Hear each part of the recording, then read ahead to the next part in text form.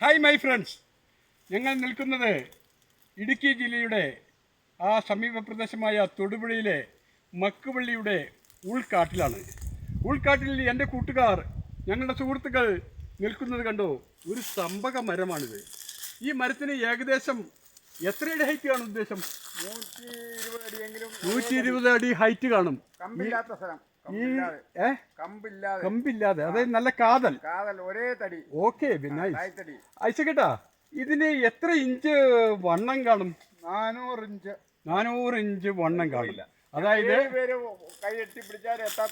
എത്ര പേര്? 7 പേര് കെട്ടിപ്പിടിച്ചാലും എത്താത്ത അത്രയും വിഡ്ത്ത് ഹൈറ്റും ഉണ്ട്. കണ്ടോ, മുകളിലേക്ക് നോക്കൂ, ഹൈറ്റ് കണ്ടോ? മുകളിലേക്ക് നോക്കൂ. ഈ ഉൾക്കാട്ടിനുള്ളിൽ ധാരാളം ആനകളുണ്ട്. ആനകളെ ആന ഒന്ന് കുത്തിയിട്ട് പോയ പാടാണ് ഈ കാണുന്നത്. ആന കുത്തിയ പാടുകളാണ്.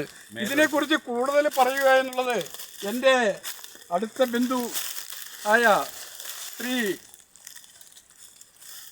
ചേട്ടൻ പറയൂ. പൊളിയേട്ടൻ പറയൂ. ഇതിന് ഞങ്ങൾ പറയുന്നത് വൃക്ഷരാജൻ. ഒരു 300-400 വർഷത്തിന് മുകളിൽ പഴക്കമുള്ളതും 400 ഇഞ്ച് വണ്ണവും 100-120 അടി ഹൈറ്റും ഉള്ള ഒരു തായ്ക്കടിയുള്ള ഒരു മരം. തമ്പകമല്ലേ ഇത്? തമ്പകം. പഴയ കാലത്ത് റെയിൽവേ ട്രാക്കിന്റെ നിർമ്മാണത്തിനും അതുപോലെ ഇത് വെള്ളത്തിൽ കിടന്നാൽ അതായത് കപ്പൽ ഉരുവിന് പറ്റൂല അല്ലേ?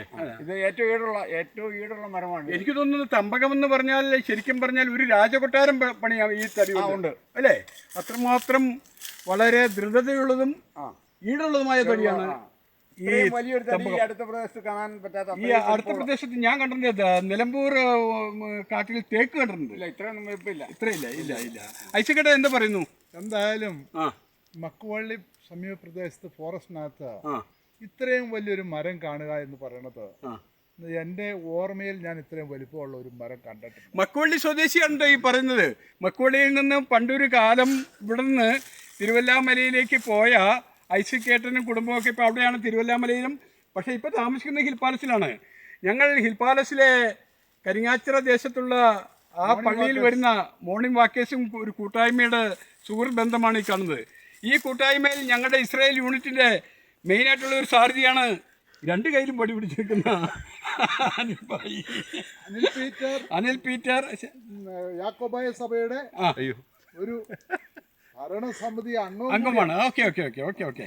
എന്താണെങ്കിലും ഇന്ന് രാവിലെ ജിമ്മിലൊക്കെ പോയതിനു ശേഷം ഞങ്ങളോടൊപ്പം ഹിൽ പാലസിൽ നിന്നും 7:30 മണിക്ക് ഈ പോളിയേട്ടൻ്റെ ഫാമും അതുപോലെ തന്നെ ഈ കൃഷിഭൂമിയും ഈ മക്കുവള്ളി വനപ്രദേശമൊക്കെ കാണുവാനായിട്ട് വന്നിരിക്കുന്നതാണ്. ഞങ്ങൾ ആനയൊക്കെ പേടിച്ചാണ് ഇങ്ങോട്ട് വന്നത്. കാരണം പല ആനയെ ജീവനെ പേടിച്ച ഒരു സാഹസിക യാത്രയാണിത്.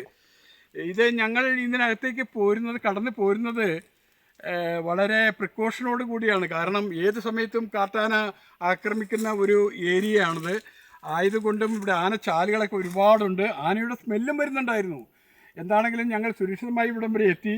എല്ലാവർക്കും നന്ദി, നമസ്കാരം. ഞാൻ ജോൺസൺ, ഹിൽ പാലസ്.